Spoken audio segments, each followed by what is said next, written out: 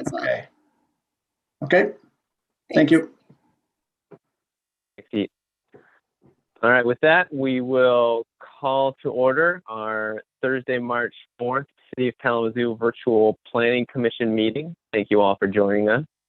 Can we have a roll call, please? Chambers, Present in Kalamazoo, Michigan. Phipps, Present in Kalamazoo, Michigan.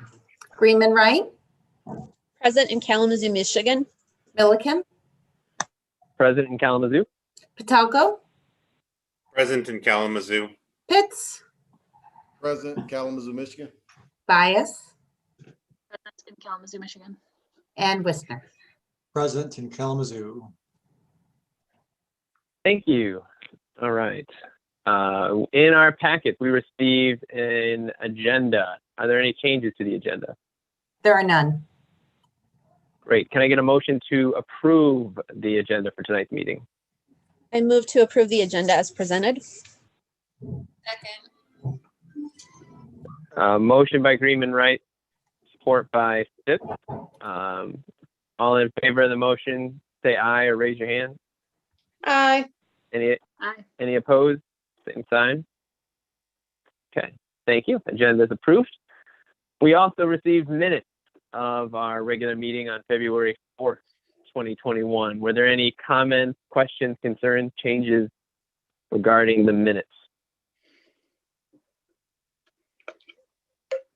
Seeing none, can I get a motion to approve the February 4th, 2021 minutes? I move to approve the minutes as presented. Support. Motion by Greenman Wright, support by Vias. All in favor of the motion, raise your hand or say aye. Aye. Any opposed? Same. Great. Thank you very much. Do we have any communications or announcements? No, we do not this evening. Thank you. All right. So that'll get us right to public hearings. We've got 3 public hearings on the agenda tonight. Just as a reminder to the public, to leave public comments, please call 269-226-6573. When you call, you'll be asked which item you're leaving comment on, and you'll be given the opportunity to leave a voice message, which we will play at the appropriate time, depending on the item it pertains to. If you would like to leave a message that does not pertain to an agenda item, you can call the same number, and we will take those comments on non-agenda items later on in the agenda. Again, that phone number, 269-226-6573. All right, so we will kick it off with PC 2021.03, the rezoning of 315 East Frank Street from the M1 to the LW1 district. Staff?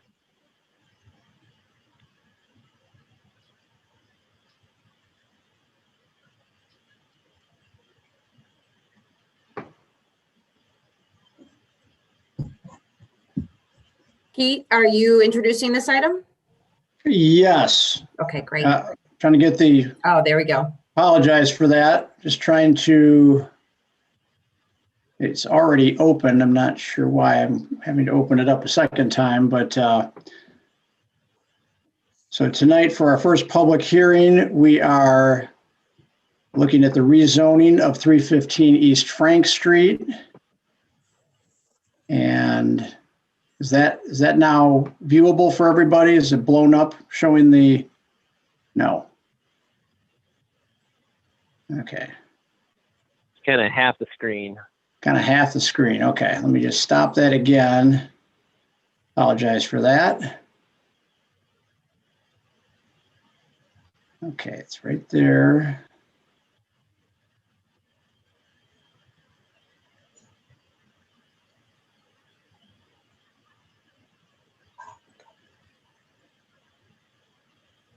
Okay, that should be visible to everyone. All right. And let's see if we can.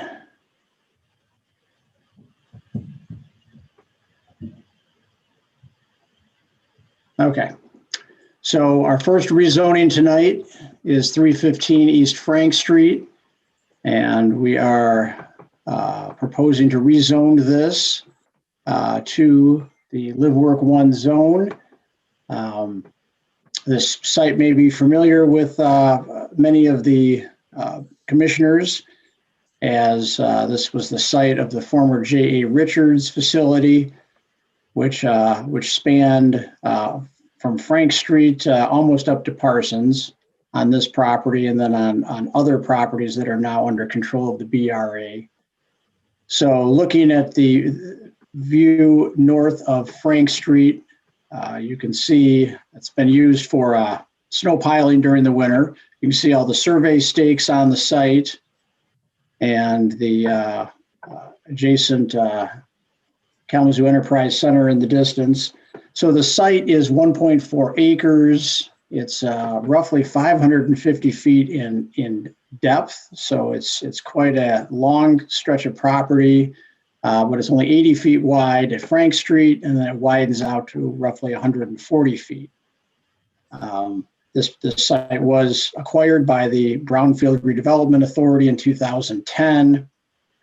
And then in 2015, funds were identified and demolition of the dilapidated structure occurred. So that left us with a viable site for redevelopment. So essentially, this has been an unproductive site for roughly 20 years. And then to the south of this site, we've got the Alumilite warehouse, and then a small manufacturing operation.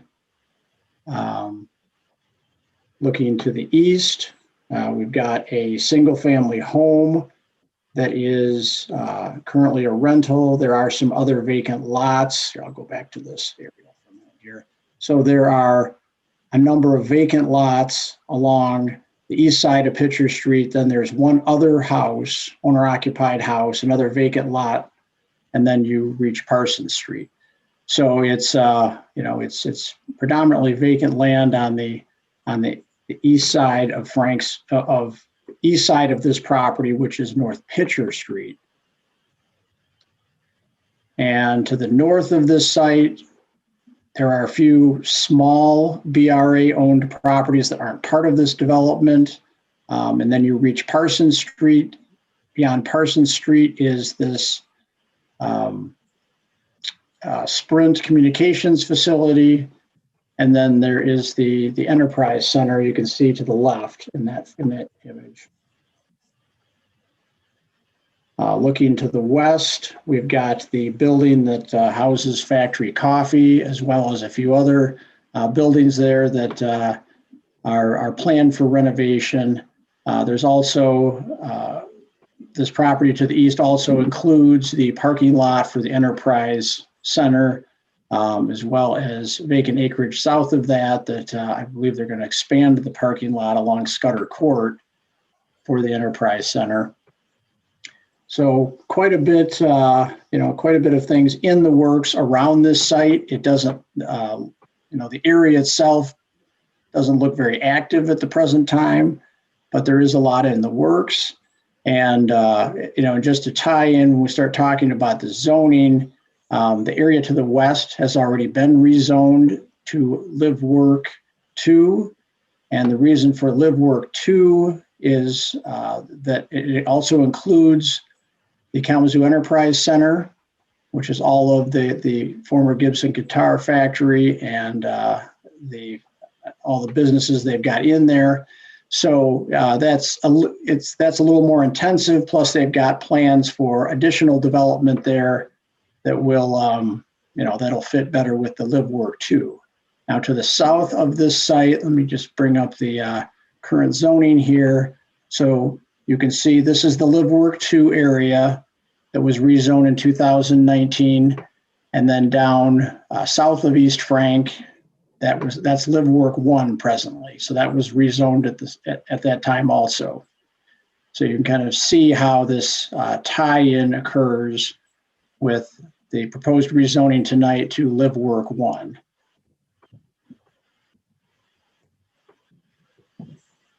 And then the existing land use just shows everything is exempt. including this parcel and the ones to the north because they're under brownfield control at this time. Looking at the future land use map, you can see it's on the edge of the, well, it's not the edge, it is part of that neighborhood edge designation. The future land use map is a broad brush of the the anticipated land use changes looking forward. So when something's on the edge of one particular area, it's actually part, it can be looked at as part of that area. So, and it obviously makes sense from a cohesion standpoint that this addresses up to the railroad tracks to the west.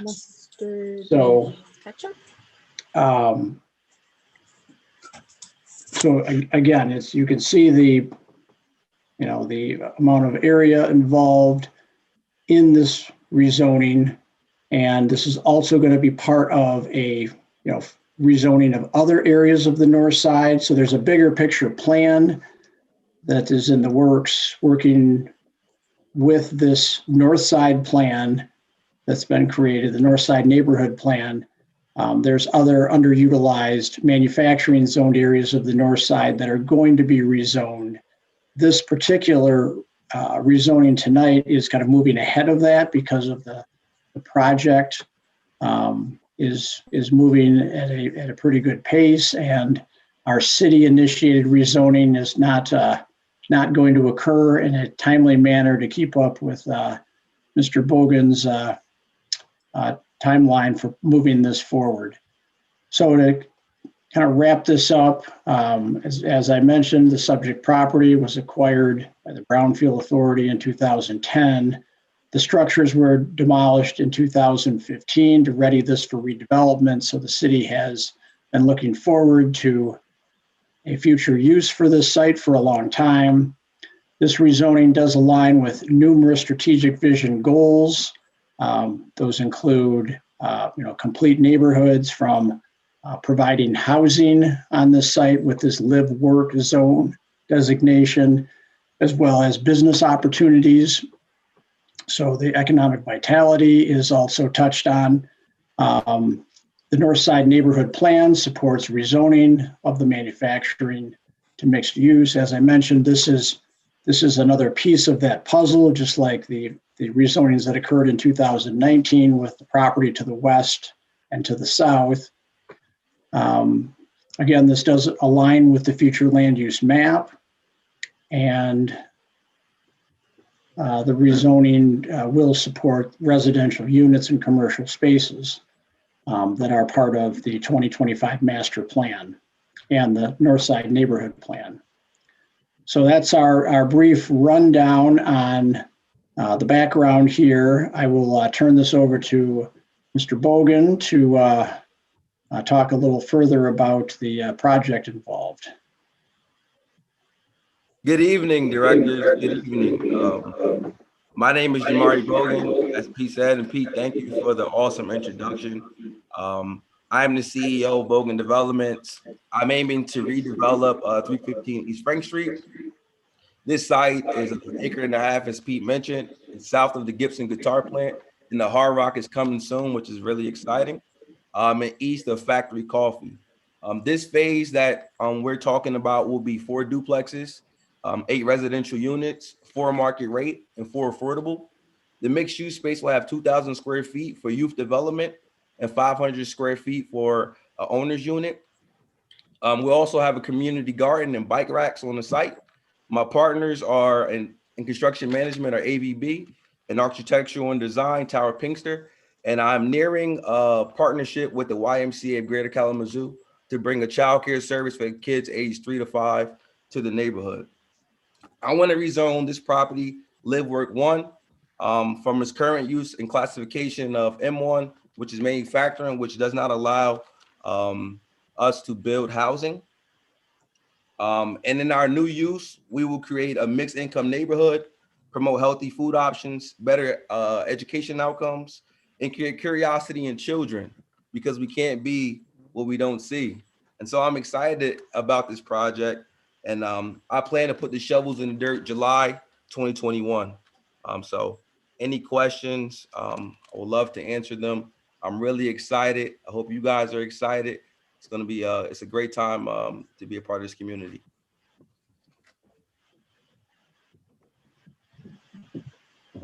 All right. Well, thank you very much. That's exciting.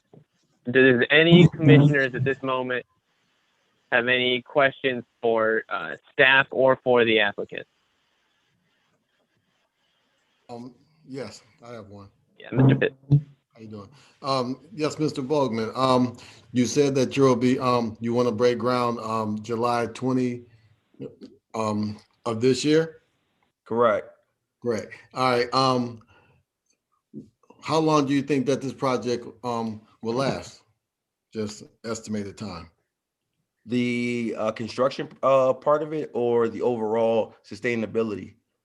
Can you, speak on both of them for us? The construction process is going to be about 7 months.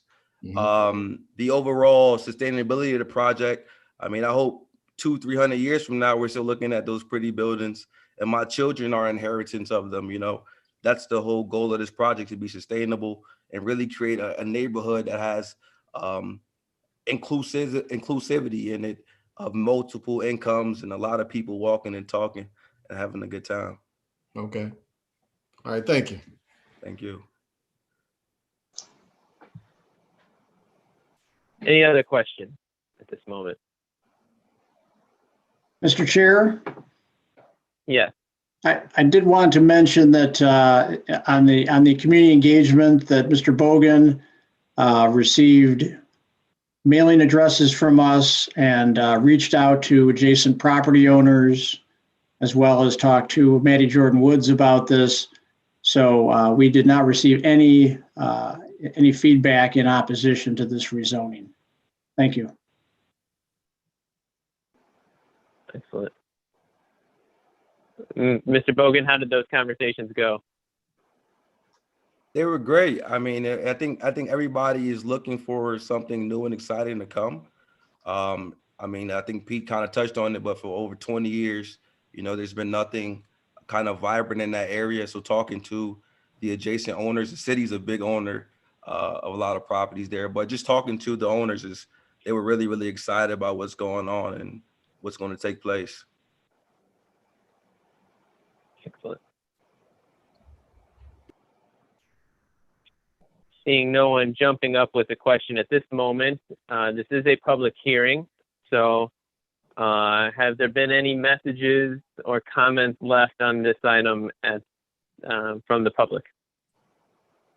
There's been no public comments at this time. All right. Hearing that, I will close the public hearing. Any further clarifying questions?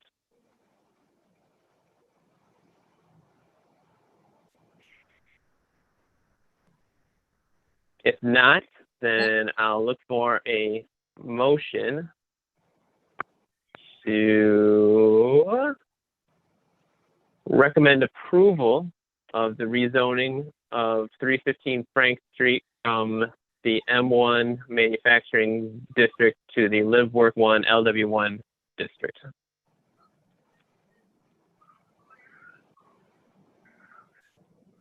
I'll make a motion to approve the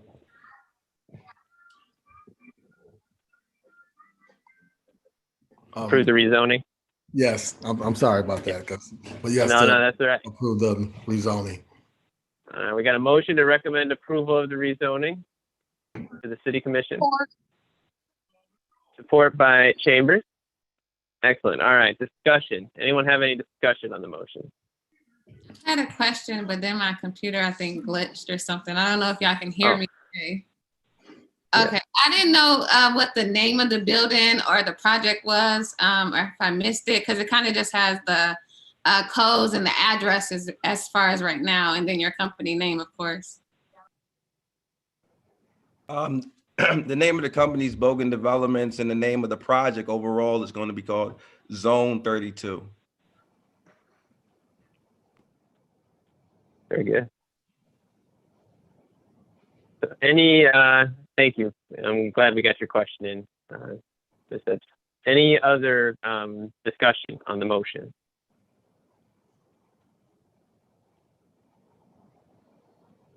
I'll add. Sorry, go ahead.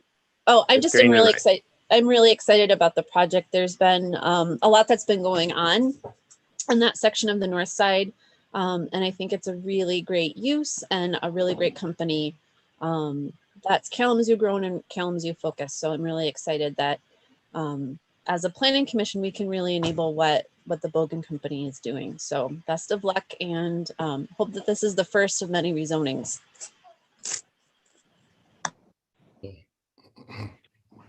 I think it's exciting to see. It's exciting to hear about big projects, but it's exciting to see smaller projects, and it's exciting to know that you don't have to have a large tract of land. You can have a unique sized parcel and still create something transformative, and that can have a significant impact on a neighborhood and a community, and the people that will live there. So thank you for demonstrating that. Thank you for being part of that, and best of luck.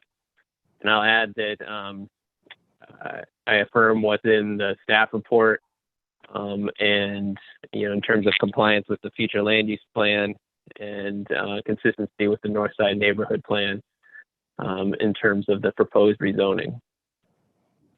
Any other comments on the motion? Yeah, I would like to comment on it. I would just like to say that I'm excited also about the new project. I know that Kalamazoo is going through a housing crisis somewhat right now, but just to be a resident of the north side and that part being so close to the north side, I'm really excited about seeing something new, come to that area. So take my hat off to you, Mr. Bowman. Thank you.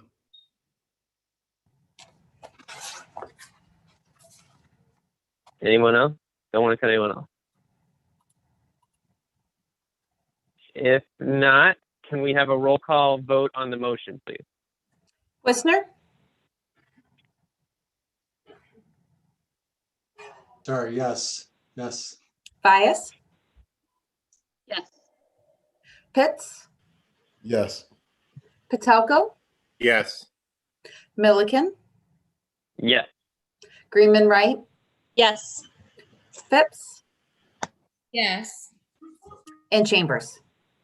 Yes. Excellent. Congratulations.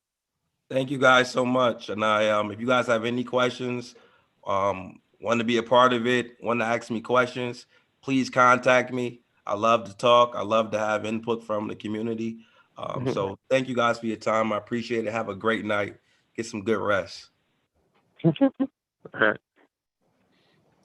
Excellent. Next up, public hearing number 2, PC 2021.05, or another rezoning request for 1014 Ampersea Avenue, rezoning from the RMU and Riverfront Overlay Subarea 5 to CMU and Riverfront Overlay Subarea 6. A lot to say there. So, staff, walk us through it. Okay, and I'm going to introduce this one. I'll try to make this a little more smooth sailing. So you should be looking at the first slide right now on your screen, which shows the 1014 Ampersea. Is that visible? Okay, thank you. So this particular site, sorry about that. This particular site is right on the edge of the commercially zoned properties along Riverview Drive. It is a small lot, 85 feet wide by 130 feet deep. It does have quite a significant grade change. As some of you may remember from the flooding we've had in the past, a lot of Ampersea does get inundated with flood water. And this particular property, from from west to east going towards Riverview Drive it goes up about 6 feet. So, and you can kind of get a feel for that. It's hard to tell looking in this picture, but when I swing around the other direction, you'll be able to see a little bit better. So this is looking towards the river and Ampersee Avenue. And you can see a lot of asphalt. This essentially has been used as an overflow parking lot for the adjacent business, which is Monroe Muffler and Brake. It is zone RMU, but its tax classification is commercial vacant because of the parking lot usage going on. Looking to the south, there is, again, you can kind of see a little bit of the grading right here. You can see how the property rises, but there's a vacant lot adjacent to it. Then there's a single family home, and then on the left side of your screen, you're looking at the corner of the Monroe Muffler and Brake building. To the east, that's a good view showing the elevation difference. You can see going towards Riverview Drive, the rise in the property. There's an auto parts business on the left side. On the north side, directly across the street is the Kalamazoo Public Safety Station on that corner of Gull and Riverview. And again, as far as this service in the past, it was an overflow parking lot. At one point, there was a used car business along Riverview Drive on the frontage of these two parcels that are here. Looking to the north, there's a single family home there as well. And you can, of course, see the auto parts business. So the single family home, the driveway goes back to Ampersee. The auto parts business, the parking and drive are on Riverview. So we are, this is not a very wide block, but it's, and it's, as you'll see, when you look at this view of the zoning, it gives you a flavor for what's, how everything really lays out. So there's really just two homes left along Ampersee. The rest of the block is either vacant lots or commercially used. 3 homes along Ampersee. And but you can see that the residential mixed use portion is really just 4 lots. So that's something to something that we've been working on. And then that residential mixed use district really it's focusing, when you look at the sub area classification, it's identifying this more for open space and park area because of the flooding issues. But I'll get into that a little bit more in just a minute here. So the existing land use, again, it's identified as vacant because there is no improvements there other than a lot of asphalt. And when we look at the future land use, this is where you start to see on Ray Street and Ampersee how that is all within that open space park designation.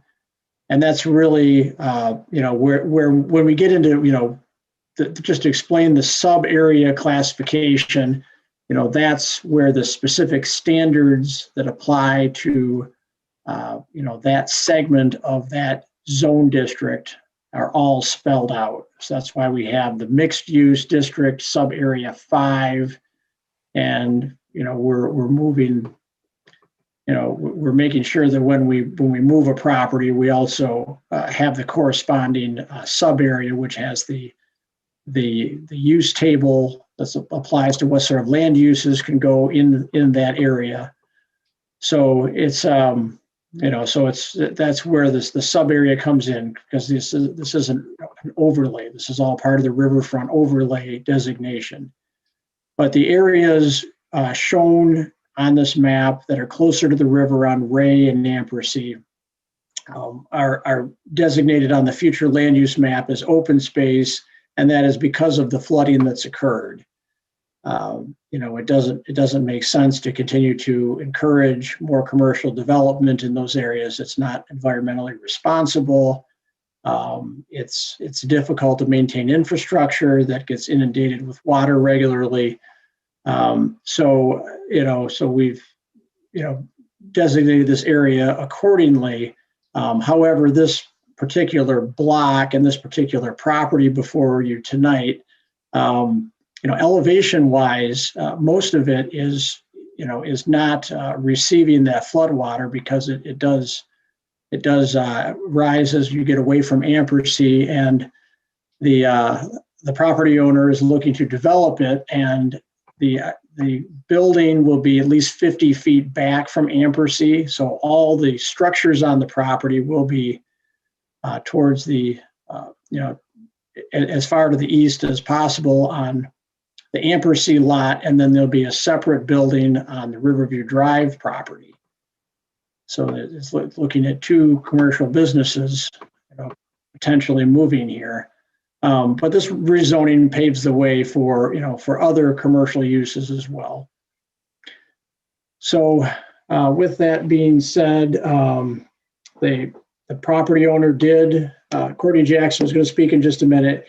He also reached out to the adjacent property owners. We provided him some mailing addresses, and he sent letters out to identify that this property was being rezoned, and he was looking at developing these two parcels together.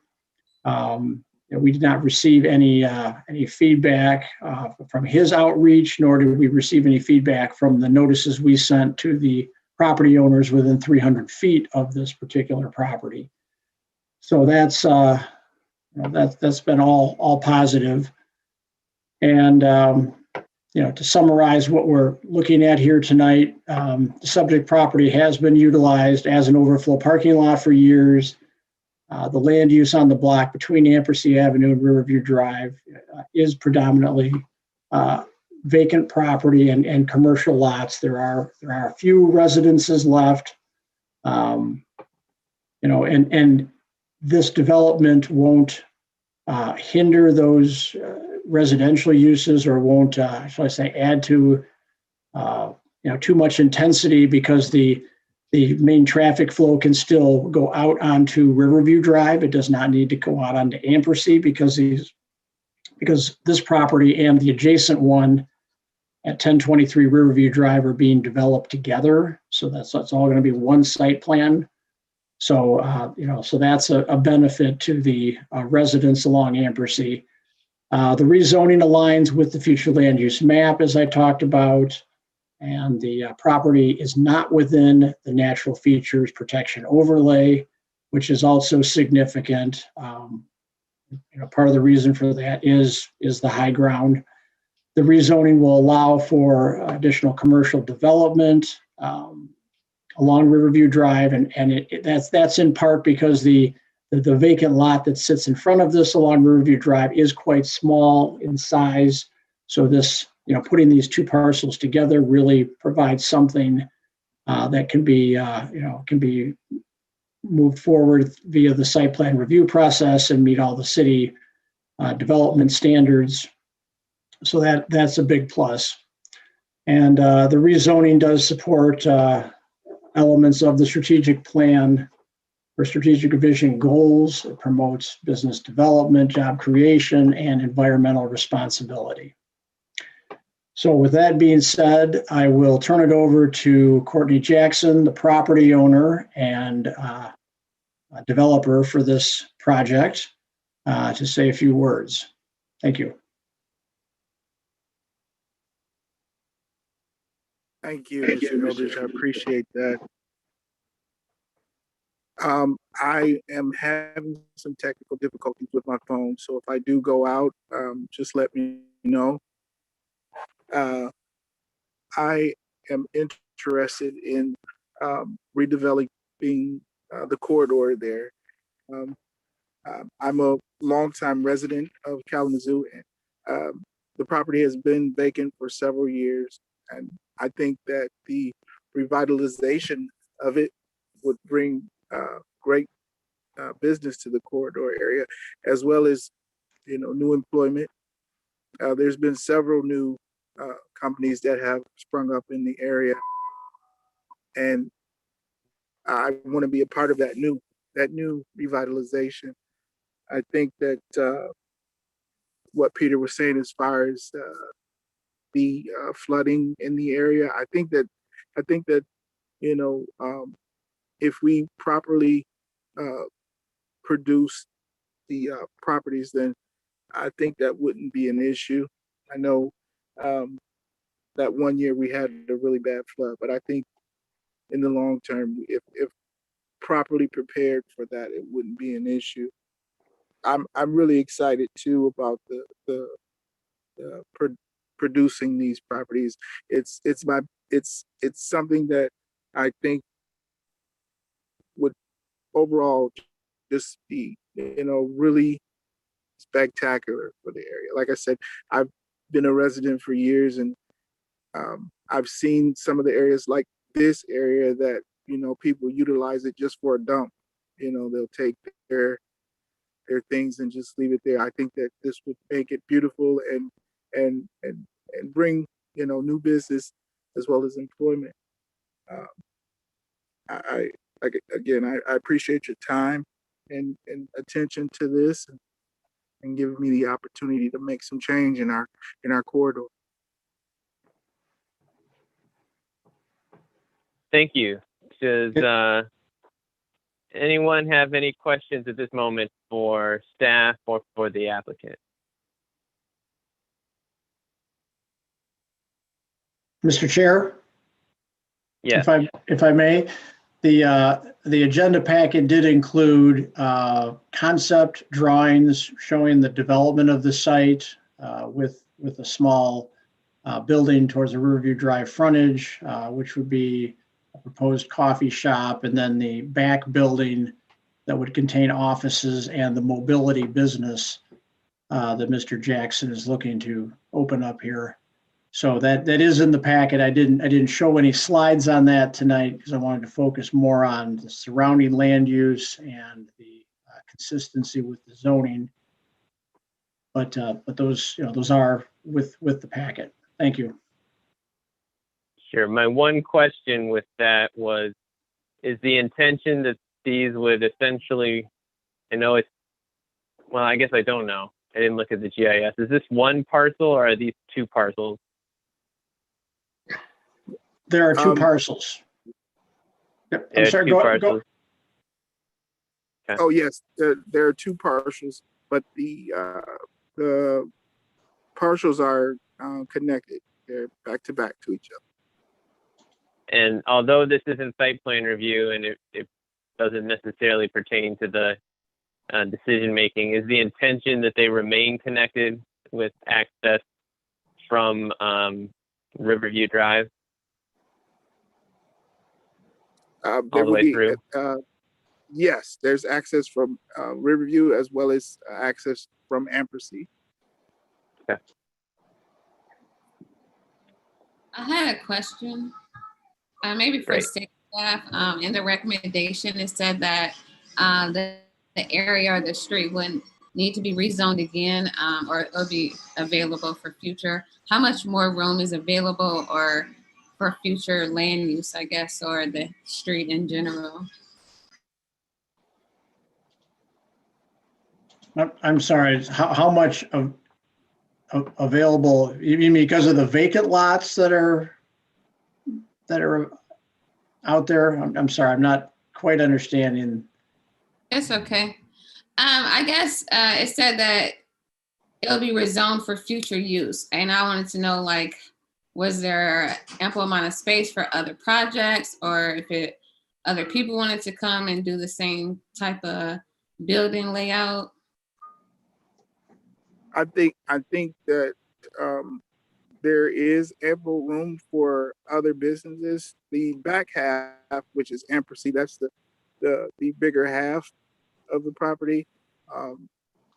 The mobility company would be toward the south of the property, southwest, and then you have the front portion would be, I mean, the Ampersy is still that back half, but there still would be same area, but the back half of that, there still would be ample amount of property to develop in that area. Correct. And Commissioner Phipps, my statement, I believe, was related to the fact that this rezoning could result in other commercial uses. So there's what what is being proposed right now by Mr. Jackson, but it could be with this commercial mixed use zone designation. I mean, it could be developed to a more intensive use, years down the road. It could even include a residential component being in the commercial mixed use district. So yeah, that's what I was implying with that. Thank you. I have a question. Go for it. Okay, I have a couple, because I guess like one of the things that I'm really worried about is because I do live in this area and the flooding is huge. So I hope that, like as you're looking into it, that you really do think about the flooding issues because of how the area sets and what exactly you're going to be doing to it. And then this is not really a technical question, but as far as the mobility part of the business, what exactly is that? Is that like a taxi service or like like what type of service is that? The mobility company, I have 2 specialized vehicles that are used for disabled individuals. So it's mobility. I should have been more clear, but it's a transportation company, but it's just 2 vehicles. So in order, I'm most people that I've experienced dealing with when it comes to vehicles here in Michigan. If you don't have an indoor place to store your vehicles, myself, I feel like the longevity of it, as well as maintaining the company, you need to be able to maintain your vehicles for the life of their, of that company. So having the office and the storage space is vital to that process. And that's basically what the back half of Ampersy would be the office space for the front company, as well as office space and storage for the mobility company. Okay, I got you now. So like Peter was saying, I did have some of the documentation for the actual back half, but you can't see it. But I have anticipated the flooding, so the building is actually leveled to adjust for that possibility of happening again. So it would be all part of the construction. But like I said, it's hard to see because you don't have the documentation there. But And then I had one more question for you, Mr. Jackson. My other question, you're talking about building a coffee shop. Now, with this side of town, this is like country meets urban meets poverty meets kind of middle class. So when you're talking about a coffee shop, is this going to be something that's going to be affordable where the neighborhood can actually come? Or is this going to be something like we've seen in our downtown areas where the people in this neighborhood are not going to be able to afford it because this area is there's different cuts of it that if we want to make it for the community, I just want to know like the affordability and how welcome it'll actually be for this community on this east side. Oh, that makes sense. I understand that because, like I said, the area is transcending. The corridor it is expanding. We do have a lot of new businesses in the area, but of course, that would be a factor.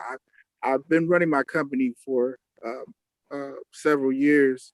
Actually, 2009, I've been running my transportation company, and I get that a lot. People will say, well, you know, I can get in the car with you and your rates stay the same as opposed to some of the other companies. And I got in the car with someone else, same company, and the price was different. So I get that, but that is definitely something that I pride myself in and continue to try to promote that. Doing good business, with your constituents. Gotcha. Thank you. Commissioner Chambers, just to answer your question on the kind of the environmental side of the flooding, this site right now does not have any water retention or detention, so everything just flows down the hill, either goes into Riverview Drive or runs back towards Ampersee. So this project will go through site plan review. A stormwater system will be required. There will be a certain amount of landscaping required. So, there will be less impervious cover when this is done, and there will be stormwater capture. So those will be definite improvements, that this site does not have now.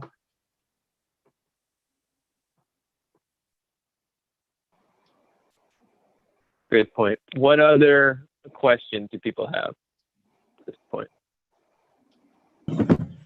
I've actually been thinking about, just like with Commissioner Chambers, the issue of stormwater management.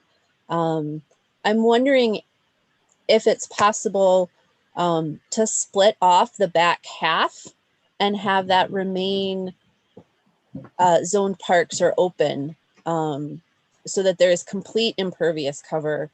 Is that practical? I defer to the knowledge of city staff and even Commissioner Milliken.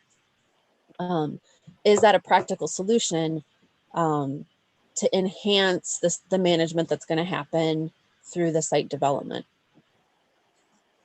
So I'll say, I do want to make a clarification. So, the properties right now are zoned CMU and RMU and have a riverfront overlays on it.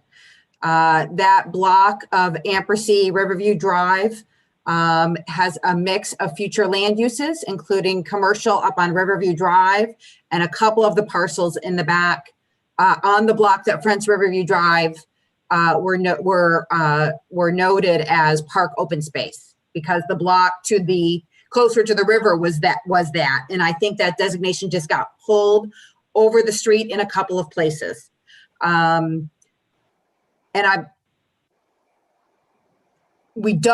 We wouldn't zone any part. I mean, we don't have a zoning district that we use that is parks.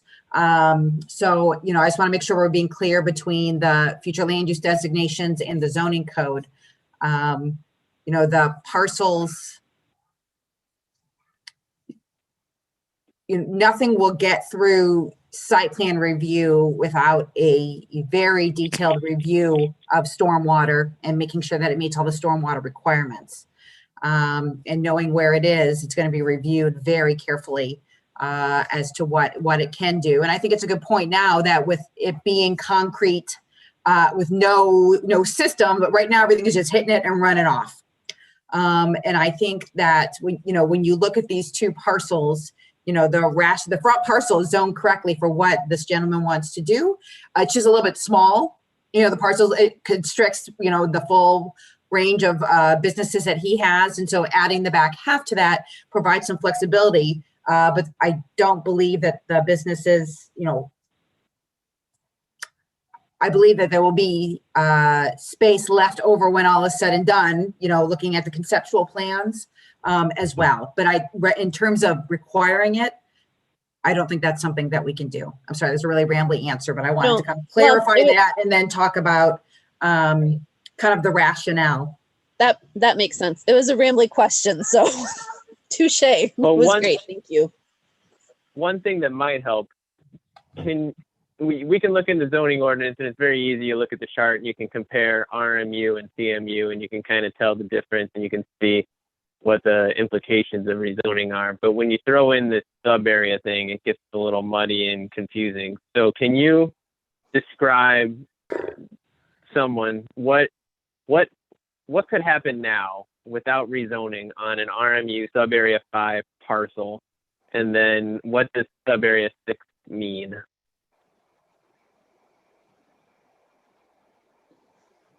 Is that a question for me?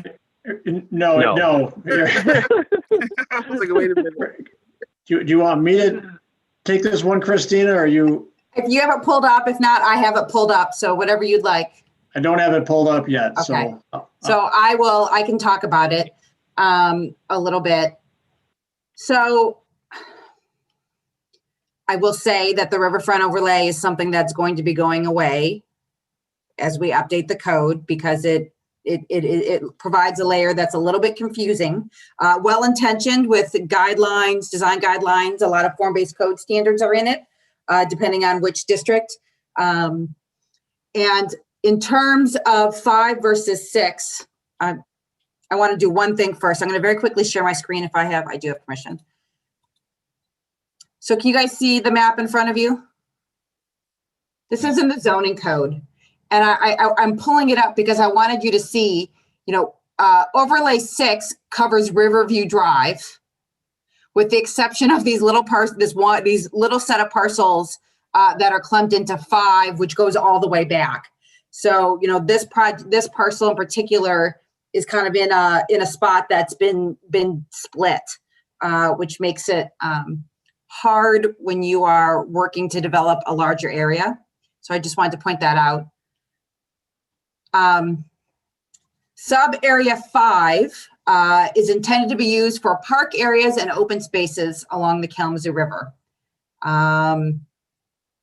Sub area 6 is Riverview Drive commercial. So again, it's being split. It's, it has 2 identities because of where the line was drawn with these couple parcels mid-block. If you look at the land use table, which I'm going to pull up, hold on. There are very few uses that are permitted in park. And Riverfront Overlay 6 and CMU, which is the front parcel, allow for a wide range of commercial uses, mixed use, residential uses. So those are the differences. And I'm happy to kind of read the list if you want the list, but that is the general description, Chair Milliken, of the 2.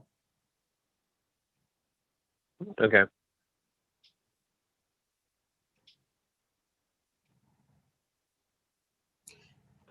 It's easy for me to be critical now because it's clearly Monday morning quarterbacking, but it's really hard when you have such different zones mid-block, right? Because it's very common for parcels to be combined, especially when you're talking about Riverview Drive and being an intensive commercial district.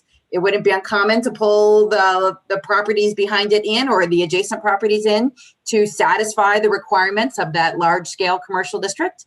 And so putting it, a district that is so different right behind it kind of sets you up for some of these, potential issues. There is, I'll stop there. I have a couple other thoughts, but I'll share them in discussion as well. So any other questions at this point?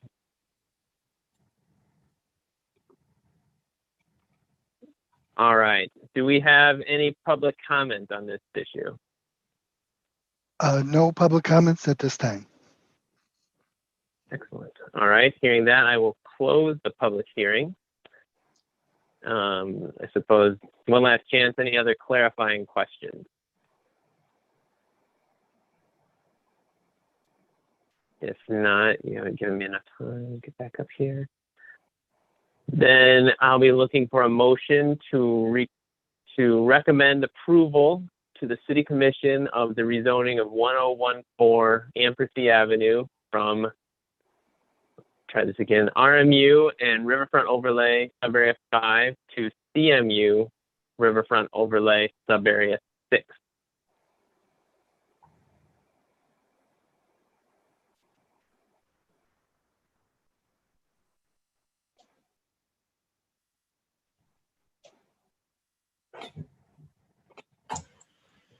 I move to approve the motion as outlined by Commissioner Milliken. Does that stick? Does that work? That works. Motion by Greenman Wright. Support. Support by Phipps. Thank you. Any discussion on the motion? You gotta give me a minute, 'cause I gotta get down to the packet. I guess I can go ahead and lead discussion. I appreciate the really tight spot, as Planner Anderson highlighted, that all of these kind of like well-intended but kind of mishmash land uses have created in this area. I mean, it is a really intense use, that corner of Riverview and Gull Road and the adjacent areas. Just, saying this with love, is really kind of a mess logistically. And I'm really excited for Mr. Jackson's opportunity to make really smart use of this for his own small business, but also enabling businesses for other residents. I appreciate a lot that this is our second hearing for a locally initiated development. I think that shouldn't go unnoticed on our agenda this evening. It's really exciting that somebody who has a small business here in Kalamazoo is from this area, has the access to capital and the motivation, and that all of the things are lining up to make that possible. I'm really glad to be able to remove that roadblock. However, I will say that I am, as we all are, and our planning commission has continued to be, like, super sensitive to anything involving flooding and appropriate use of land that is adjacent to the river, because planning commissions in the past are have set us up for failure that we experienced in the last 10 years, because property and land was improperly used. So with the certainty that through site plan review, that this can be abated, I'm going to go ahead and vote yes. But man, it makes me nervous to have my fingerprints personally on something in this riverfront area. But I'm really excited, Mr. Jackson, for this project. I'm excited to remove a roadblock, to see some new building there on that corner. And what's a really odd piece of property? How many times, I know all of us can raise their hands that they have used that as a turnaround because you weren't in the right lane to make the turn to where you be. I knew exactly where Ampersy was. So I am really excited to vote yes, and I'm going to lean very heavily and trust that our city staff will get this appropriately through site plan review. So best of luck. Any other discussion on the motion? Okay. Mr. Pitts. Oh, yeah. Well, I just wanted to say also that that I feel like Commissioner Wright. I think that the flooding issue, it is an issue, but it's not that big of an issue to where it's something that happens every year. But again, I've traveled, back in that area before, and to see something nice go up, to make our city look that much better, instead of having like just open spots in a place where it could really be used for just a lot better uses. I'm excited to see new buildings and new plans go up. But at the same time, I'm hoping that the city, because it does have a nice site plan to where we can eventually tackle the flooding issues of Kalamazoo. But yes, in that response, I'll be voting yes also. Thank you. Excellent. Other discussion? On the, I just want to note for my thoughts on the issue of the future land use map. The parcel is designated open space park. I think that's almost a designation of convenience as anything else. When this was put together, these parcels were vacant, or I guess one of them was probably a house, but the other three were vacant at the time. And so it was easy to designate them that and put that. And I say that because the parcels to the north, which are actually closer to the river and or even further to the north along the river, and thus in greater jeopardy of flooding, are not in the open space parks and are designated commercial on the future land use map. And so that sort of inconsistency discredits the designation in my mind and limits its effectiveness, or no longer wants me to make it an impediment to development. That's a long way of saying, probably a better way if I could. There's a better way I could say that, but I can't think of it right now. So so I'm fine with that change, especially considering the only way to make improvements to the engineering of a site is often through development. And so as we make these incremental developments, we'll be making incremental improvements to the stormwater management. And so that is how we will improve this site and the sites around it. So, and of course, it's consistent with the other standards of the zoning ordinance. Any other discussion on the motion?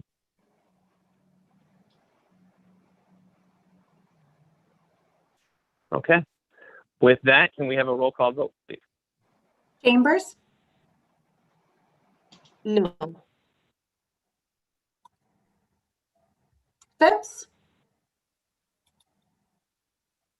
No. Freeman Wright,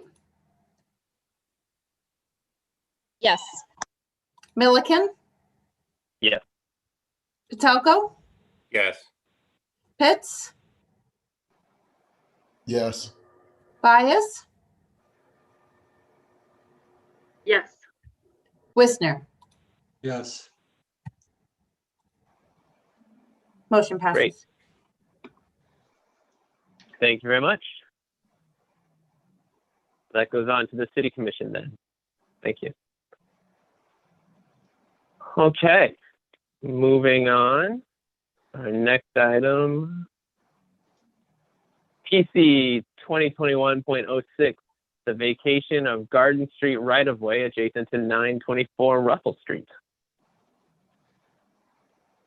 Morning, planning, or good evening, planning commissioners and everybody. I'll see if my screen share here works on the first try. All right, so what we have here is a street vacation request that is a little unique at first glance. I suppose the best way to describe it is a gap in title. So as you look at the aerial here, the portion of right-of-way is currently developed and currently on the Edison School site, which is addressed as 924 Russell Street. The project itself is within the site plan review process right now.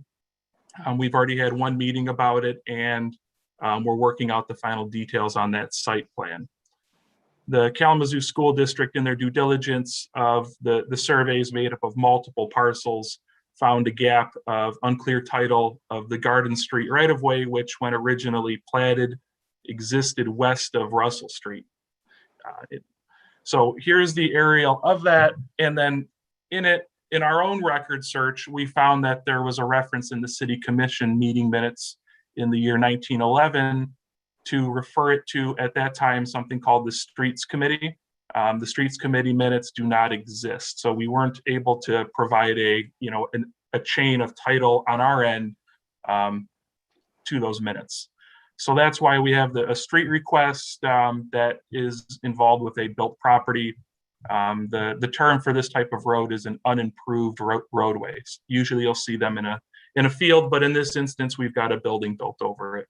So here we can see the aerial photograph of where that segment of right-of-way is.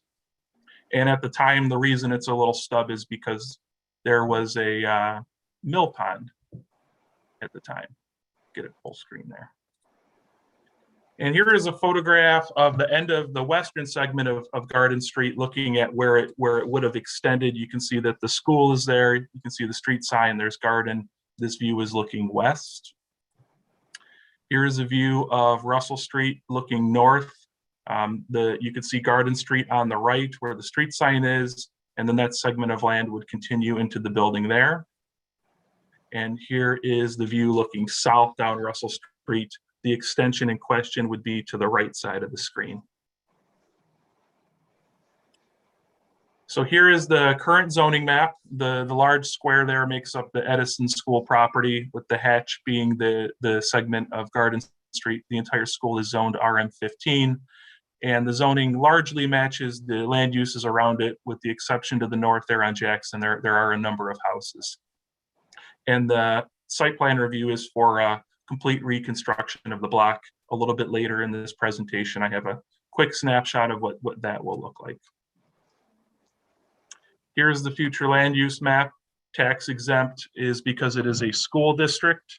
The little piece in the corner there is a former house, and that other little piece there is a consumer's energy parcel. They have a segment of infrastructure there, but largely the entire block will be the new school. And then that shows the residential nature described above there and some of the land uses around it. And then here is the future land use map showing that it is an R2 residential. Obviously, as the school gets redeveloped, it's going to remain the school, which is a central focus for not only the neighborhood, but the Edison master plan as well. And then one more here, closer aerial of the portion to be vacated. Again, the school itself was built in 1923, and it's interesting to note that the street vacation proposal in the old minutes was by the Kalamazoo School District. So it's inferred that at the time of development, the school did look to occupy by the block. And then one of the last items here, here's the site plan. This is the most current revision that's under review by the committee. The blue square highlights that portion of the right-of-way, showing the layout of the school post-development. Largely, the structures themselves are removed from the right-of-way, and this segment of land will serve as a utility entrance. It leads to the loading areas, some access to a fire lane for the playground. So in a way, you'll have an extension onto the school property of that. And as part of their due diligence in reference to the development, this clears up a piece of land where, in the development, the public school system and their team, with that gap, they wanted to make sure it was taken care of. So here we have the rationale for staff's recommendation. As referenced before, the Garden Street right-of-way has been utilized by the public schools for almost a century now. The city records indicate that this portion was referred to the City Commission and Streets Committee and City Attorney in 1911, but those minutes are unavailable. It was an interesting search in the records to find out the history of the property. The road itself ended at what used to be a mill pond dating back to the 19th century. The Edison School was constructed in 1923 at that time over this segment of right-of-way. And then the recent title work by Kalamazoo Public Schools found that they didn't have the clear title, and this will hinder their redevelopment plan, leaving a segment of land essentially in the middle of on the side of their development. And the action of the Planning Commission to approve or authorize the vacation of this portion of right-of-way would then be ready to be reviewed and voted on for formal vacation by the City Commission. So if there's any questions on that, I'd be glad to answer them. And I understand we also have Marshall Great here on behalf of the Kalamazoo Public School District to answer any questions or provide any information as well. I actually have a question, and I apologize if this was in the packet. Will the Kalamazoo Public Schools be required to obtain a special use permit, or because the use is not changing, it's continuing? So schools are a special use in our residential districts, you are correct. However, the public school system does not need to necessarily abide by our zoning standards, much like a state or a county project. Western Michigan University is the same. They do have to go through site plan, which is what Bobby mentioned was kind of already in process when this hole in information was discovered. So the answer is no. They do not need to obtain a special use permit. This is Marshall Gray. If you want me to respond, I agree with Ms. Anderson's statement. Schools are somewhat unique in terms of zoning applications. But in terms of the actual use of the right-of-way, actually, ironically, perhaps, it is going to be egress onto the property to service the building. Part of the new building is going to be located on the right-of-way. I believe a basketball court is going to be located on part of it, an outside basketball court. So in terms of the use, it's going to be used for a school facility. And really, I don't think that's going to change anything. Actually, it will be a huge improvement over what's there now in terms of an asset to the school district and to the community.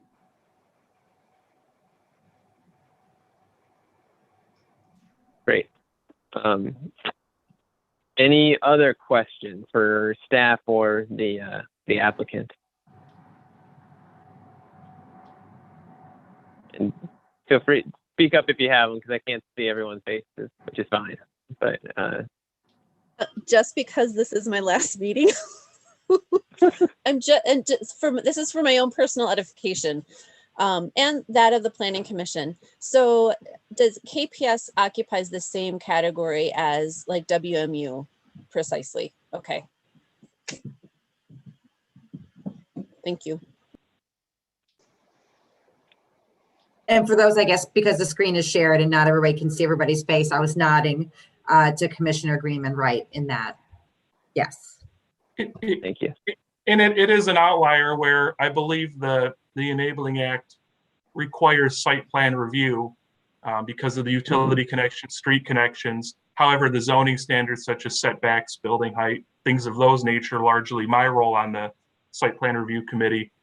There are things that I guess you could advocate for, but not required. Right. And technically, although I know that the historic district does not extend obviously into the Edison neighborhood, theoretically, were this, for example, El Sol, would a school need to conform to historic district design requirements or, downtown design for that matter? And I apologize for dragging out this hearing, but this is my chance to get professionals to answer my questions. So I'm going to let Clyde chime in, but I believe, sorry, Clyde, I believe that, Emily, there is going to be a difference between if it's a local historic district versus a national historic district, because they have different requirements tied to them. And that's not zoning. Neither of those are zoning. Well, let me answer the first question you asked. Public schools and Western Michigan are slightly different in the legal sense. Public schools are under the umbrella of the state superintendent of schools, and that body or that individual has control over school buildings. And so if the state superintendent says, this is what I want, this is what I approve, we got to live with it. Western is a constitutionally constituted entity. They actually wrap themselves in the Constitution and think they can do what they want when they want. Now, as to historic districts, I'd have to do a little bit of research on public schools. But I came to the conclusion, and you may recall a few years ago when Western wanted to demolish some buildings on Bellevue Court off of Lovell Street between Lovell and Davis there. And I came to the conclusion that as I read the state law, Western was subject to the local historic district requirements because of the way the wording in the statute. I would have to do some research to come to a determination whether I think public school buildings would fall into the same type of category. So I'd have to do a little research, so I don't have an answer on that question. I think there's an argument to be made, and to that end, Western, I think, backed off because I said, I think you're subject to the local historic district statute. And rather than fight over that, they abandoned that project. So that's the long and short of it. Thank you. That answers my questions. Any other questions at this time? If not, this is a public hearing, so we'll open the public hearing. Did anyone leave any comments on this item? No comments at this time. All right. Then we will close the public hearing. Staff, were there any comments received from the neighborhood or from anyone else on this item? There was not. Go ahead, Bobby. I did receive 4 phone calls from people that did get notices, and all of them were, in relation to curious of what the specifics of the requests were. Just more of what is this is to understand. Obviously, it was a little bit unique. Yep. Any other clarifying questions? If not, then can we have a motion to recommend to the City Commission approval of the vacation of Garden Street adjacent to 924 Russell Street? I move that we approve PC number 2021.06, the vacation of Garden Street right-of-way adjacent to 924 Russell Street. All right, motion by Vias, support by Phipps. Any discussion on the motion?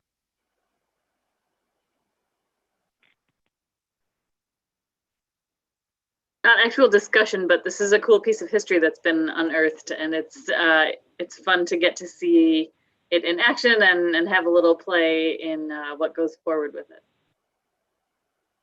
I do enjoy talking about things 110 years old. Yeah, I That's actually did a little bit of research because I recently purchased some plot maps from 1873 of it's really cool. So this section of land was included. Garden Street was not there, but there was a mill pond. Oh. I will be scanning them and sharing them with everybody. I rescued them from North Carolina, of all places. Wow. Wow. Yeah. That's a eBay wormhole for you. Okay. Any other discussion on the motion? But very pertinent. It was pertinent. Yeah. I'm glad it was applicable. Seeing none, can we get a roll call vote, please? Wisner, Yes. Sorry. Bias. Yes. Pitts, Yes. Patelko, Yes. Milliken, Yes. Freeman Wright, Yes. Phipps, Yes. and Chambers. Yes. Motion passes. Excellent. Thank you. So that will go on to the City Commission as well. Okay. I'd like to thank the commissioners for their time and the commission planning staff and city staff for the time they've taken with this historical issue and will help move the project forward. Thank you very much on behalf of Kalamazoo Public Schools. Thank you. All right, moving on. Do we have a discussion action item? I think that's okay. City planner report. Okay. Pete and I both have some stuff, so I'm going to go first. I'm going to share my screen. I just want to update you on a couple of projects that we talked about at the last meeting. Can you all see that? Great. Okay, so pertinent to the project we heard this evening, which was 315 Frank Street right here. They are definitely moving a little bit faster than the wholesale project. We were delayed a bit as we were trying to organize virtual public meetings in this area. We're sending out a flyer to all the residences and businesses in this area that's zone manufacturing that we're going to be doing a review of the zoning on. And we wanted to include all that information in the flyer. So we have been able to add we'll have a virtual town hall in April. We'll also be attending the Northside Association for Community Development, NACD's meetings in April and May to discuss this issue. And flyers are going out next week. So this is a little bit of a delay. I just wanted to kind of let you know where that stands. But it is definitely moving forward. Natural features protection. Hopefully you all have it on your calendars. Tuesday, March 23rd at 4 p.m. We're doing a joint meeting between this board and the Natural Features Protection Board, which is pretty exciting. At that meeting, the NFP board will talk to you about the draft phase 2 map, the discussion of some of the planned text amendments, for the changes that are beginning to kind of coalesce and move forward through the review process. At this meeting, we'll be able to have a two-way conversation between the two boards and some of the staff that you all may not be familiar with, but that staffs the NFP board that are helping to lead this work. And that's Jamie McCarthy, and as well as our awesome AmeriCorps staff, Nolan, who helped to create the maps using using all the data that was collected. This is a public meeting, and public comment will be taken at the meeting. So this is also an opportunity for this board to hear some of the comment on phase 2. So please mark your calendars, March 23rd, 4 p.m. I believe, though they won't be panelists in the same way that you will be, we'll be reaching out to our new plan commissioners to make sure that they are listening, since this will be something that's going to come to this board once we have our new members on board. So 3 quick projects. Only one of them is coming to you, but I wanted to talk to you about it and make you guys aware. So after last fall, when we approved the downtown zoning work, we had to go back and edit the downtown design review guidelines, because if you remember, many of the standards in those guidelines were actually put into the code itself, and we ended up with duplicate documents. And so Sharon Ferraro, who is our historic district coordinator and also runs downtown design review, and I have been working through the documents. We've been working with public services because there's streets portions in it, and Kalamazoo Downtown Partnership to make the revisions. So the resulting document will focus on the things that aren't in the zoning code. So things like materials, there's some signage and lighting requirements and street design stuff. We are going to eliminate the Downtown Design Review Committee when this comes to City Commission, because again, most of what was in the document is now in the code and you don't need a committee to review it because it's just required. So it'll be a staff review that will occur during site plan. And so we're in the process of finishing up the document, putting it back together with all the pictures and the maps, and it will move forward to City Commission sometime this spring. The public participation plan is being updated. That will come to this board. It came to this board when it was originally created back in fall of 18, I think.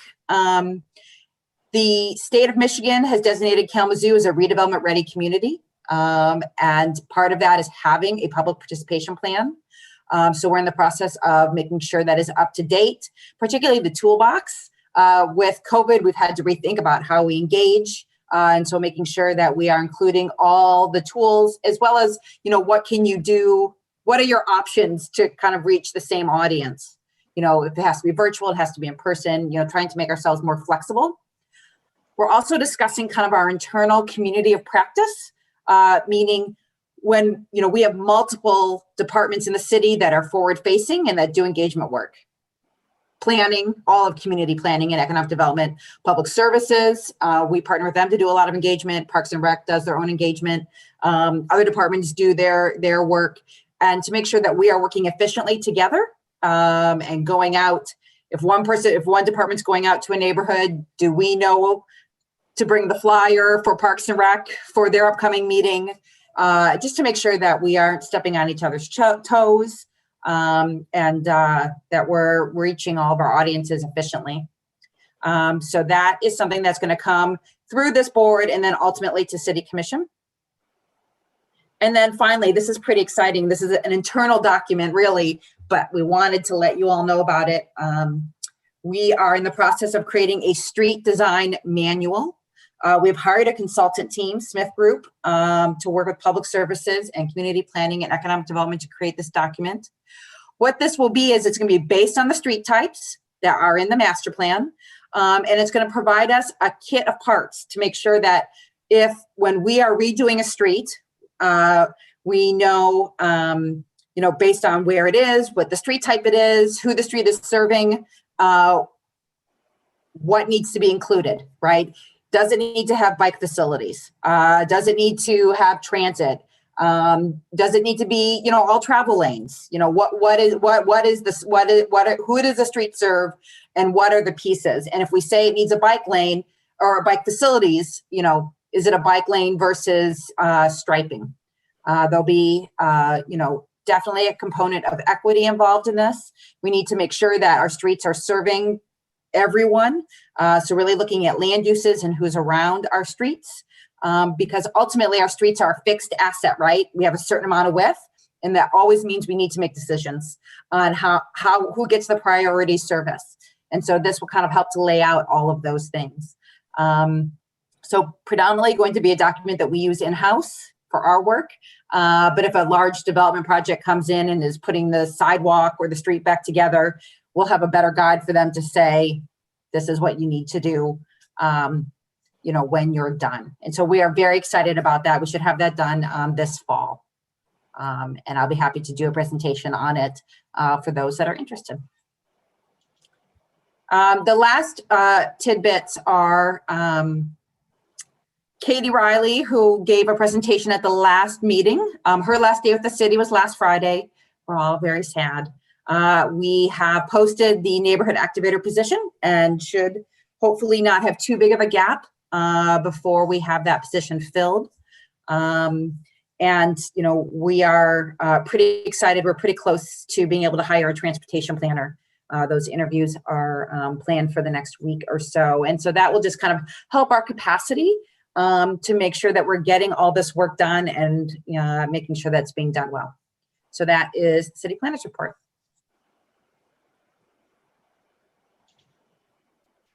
Excellent. Did you say, Pete, did you have something too? Yes, I did have something to add here, and I just wanted to, say a heartfelt thanks to our commissioners that are rotating off the board. I've, been fortunate to spend a little time with our seasoned veterans that we are losing due to their term limits. So Derek Wisner has actually been on the Planning Commission since 2013, and Commissioner Greenman Wright has been on the commission since 2014. So they have been longstanding members that have served as board officers. They've served on probably interview teams, long before I was involved with the Planning Commission. We just appreciate, the service from both of you. In fact, I looked back and I noticed that that both of you were involved with the strategic vision document development as well as the master plan 2025. So you have definitely left your mark and your, as Commissioner Greenman writes, fingerprints on some very, very good work for the community over the last number of years. And in addition to the departure of two of our seasoned commissioners, we also have the departure of Commissioner Phipps, who joined us in the fall of 2019. Unfortunately, eventually we're going to no longer be doing virtual meetings, so attending in person from the state of Georgia would not be very practical. But Commissioner Phipps is moving out of the state, and we are going to miss her. She's just getting up to speed with all things Planning Commission, and then now taking a new leap in life. But maybe there'll be some citizen boards down there that you find interest in, and you can take this experience with you and apply it elsewhere. So. But we're gonna miss all of our board members, and again, thank you for your service from the planning staff and the city. We do appreciate it. We know how hard these volunteer jobs are, and the time commitment you have to make. So again, we appreciate it. Thanks.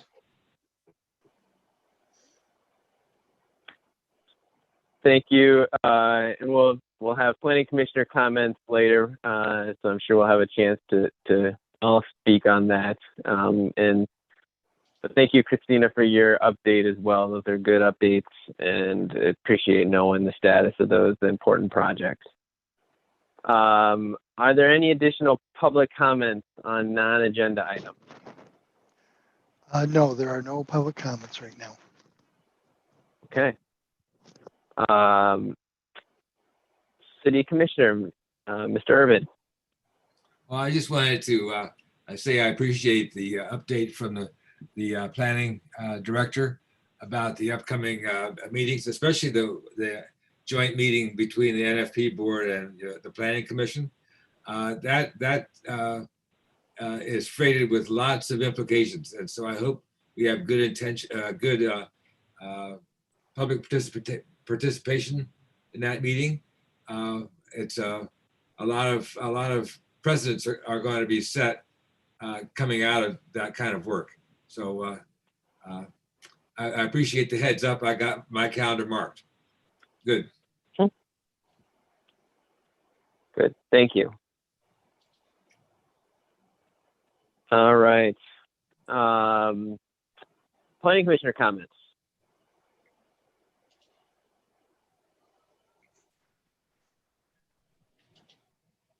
Maybe just go around the horn here. All right, Mr. Pitts is in the dark. We'll end with the people leaving. Oh, there you are.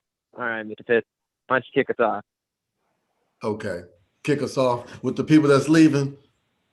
Well, just whatever you want, or you can say no, thank you. No. I cannot take this time and just say no, thank you. I'm gonna have to say, with the commissioners that's leaving, I want to say these last few years that I've been on the board has been some of the greatest experiences that I've had.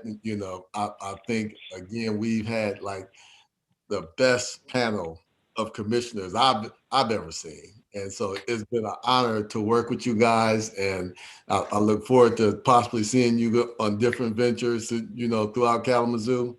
And again, good luck with all your endeavors and all your adventures in life. Thank you. Thank you. Mr. Vitelko, anything you'd like to say? Well, I was thinking back and realizing I think I've only seen most of y'all in person twice before we went virtual, but it's certainly been a wonderful experience serving with you three, and I will say I will say I only saw you in person twice, but that first one was a doozy. It did. Yeah. But again, I wish you all the best, and hope you stay happy and healthy and safe and illness free. So thank you. Thank you. Ms. Vyas. So first, Corrine, best wishes to you for your move to Georgia. And I definitely want to thank Emily and Derek. You guys are rock stars. And I had the privilege of sitting actually with one of you on either side of me for quite a few meetings from the very beginning. And like, I think up until that big old doozy of a meeting in January of whatever year. But yeah, you both are just so thoughtful and have such wonderful insights about who we are as a city and what people need and what are things that that you don't think about when you're planning and analyzing what a plan might look like on paper versus what it looks like in real life. And so thank you for passing along your wisdom both to us planning commissioners and also in your questions and your analyses and your votes, and stay in touch. Great, thank you. Ms. Chambers. All right, it's so sad. I can't believe the time is about to be done with our commissioners. It feels like I've just sat and got interviewed by Emily, and it's just like, you guys are leaving. Derek and Emily, I just want to thank you guys. You guys have given us great insight. I wish you guys the best of luck in everything that you do. Don't be a stranger. Pop into our meetings. Communicate with us. Don't leave us. I look forward to seeing you guys. And Corrine, I wish you the best of luck going into Georgia. I know that there'll be some great things happening. And to those of us that are staying, we just got to put in the work. It's our time. And thank you guys. That's it. So before I turn it over to the three others, first, a couple other items.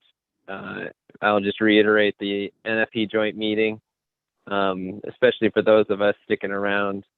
I'd obviously encourage everyone to attend, and especially if you've had some questions or concerns about the NFP, this is your chance to ask those questions, to come, open-minded and come, prepared to have discussion and try to reach some answers on what those questions are. So it's a really good opportunity to get those questions out in the open and try to get some answers to those. So I encourage you to be prepared, and I will try to be as prepared as I can be for that as well. We will be having some training in the months ahead. I've mentioned that, but more information to come. And some of that may be on our own. Some of that may be together in a meeting. So more to come, but I think we'll all benefit from that, myself included. And so I encourage all of us to take advantage of those opportunities and to participate in that as we bring these new members along, who will be starting at our next official meeting. We'll have 4 new members. So I think we're looking at the slate of officers at our next meeting, probably. I'll let you guys fight over the positions. By and large, I thought this was a great meeting tonight. I appreciate everyone's participation, everyone's engagement. At first glance, some of these look like pretty straightforward, maybe simple issues, but there were some tricky little things in each of these, and I thought we had some really good discussion, and I thought we handled them very well. So kudos to everyone on a great meeting. And I said a lot last meeting in thanking everyone, thanking Ms. Phipps, Ms. Greenman-Wright, Mr. Wisner for all your contributions. So I won't belabor it again, but I thank you. I thank you for your honesty, your contribution, and your always tying it back to whether it was your business interest, your neighborhood interest, your personal interest, whatever it was, and being true to that and not wavering on that. So I appreciated that, and I learned from that. So thank you for guiding me as well. So Ms. Phipps, anything you'd like to add? I just wanted to say thank you for the opportunity. Thank you that what it means to be an important citizen, and honestly, just be a person who puts in the work and continuing just the love of our city and doing things for others. I'll definitely carry that spirit along and want to do more in the state of Georgia as well. It was a pleasure to meet everybody. You all taught me a great deal, and I was just happy to be a part of Kalamazoo. I'm from here, born here, so I'll definitely see more from all of you, and I can't wait to see more from everything that the city is doing. Great, thank you. Ms. Greenman-Wright. I wish I had something really elaborate and clever to say, but I really want to thank city staff really for the investment of your time and resources in educating me as a planning commissioner, but also as a citizen. I really became interested in city planning once I really understood about water and land use and also redlining, and really the role that planning commissions played in that and are continuing to play as those redline areas have become underdeveloped and brownfield areas and prepped for redevelopment. And I, especially as Kalamazoo has been transitioning, I've really seen the work that we do really undo those things in the past, especially in our transitional areas of industrial and residential, you know, especially on the east side and the north side of town. So I really appreciate the friendships and just really the knowledge that I've gained. I don't know what endeavors I have other than, you know, surviving the 2021 school year, as most of us are endeavoring to do.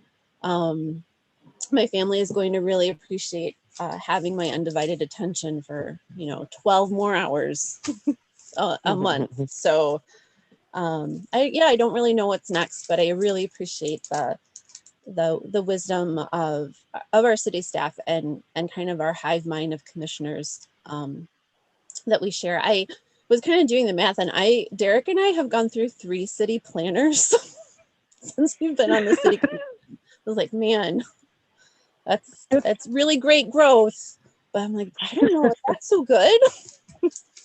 So we've really done a lot of really great stuff, and I'm surprised I can only think of like 2 really big whoppers.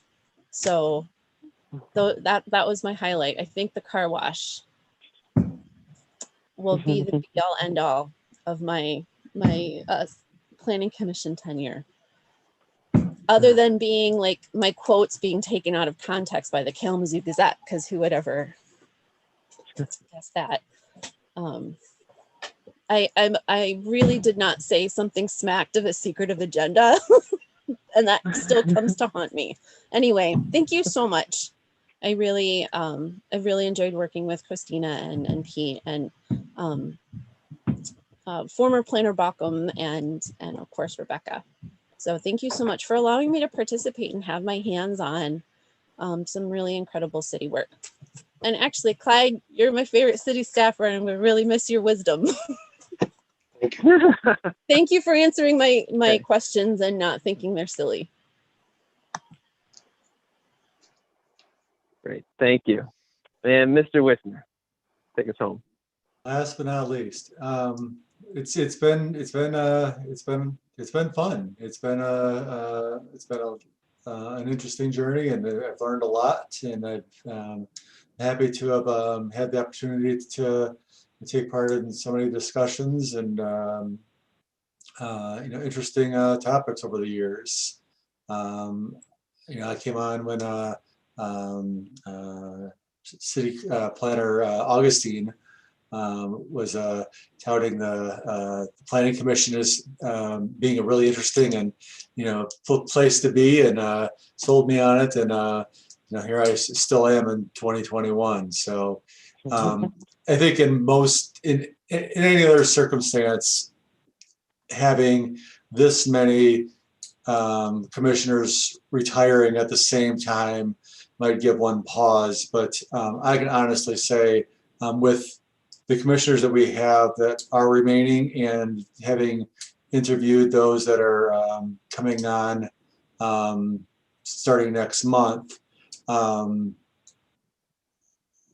board is solid, and I have no concerns with that. Furthermore, with regards to the city staff, we are certainly on the right track. The city staff is as solid as I've seen, and over my experience. Planner Anderson, Eldridge, but they're on their game, and it's been really nice being able to have the confidence in that.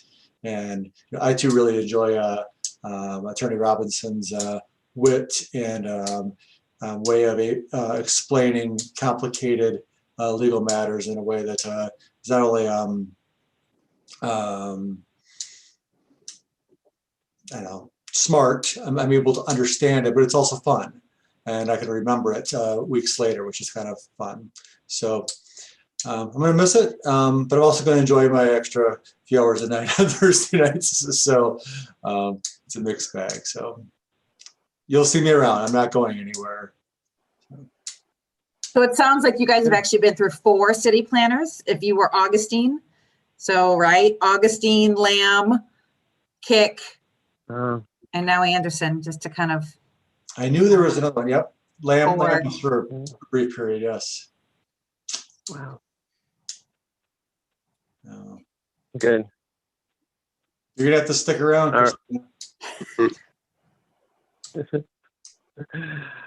Well, thank you, everybody. It's good to give everyone a little chance to say a few things there. But with that, having exhausted our agenda, I think we are adjourned. Everyone be safe, be healthy, enjoy the spring, and we will see you at our joint meeting on the 24th. 23rd, joint meeting on the 23rd. 23rd. Yes, 23rd. All That's what I right. said, right? 23rd. Bye, everybody. All right.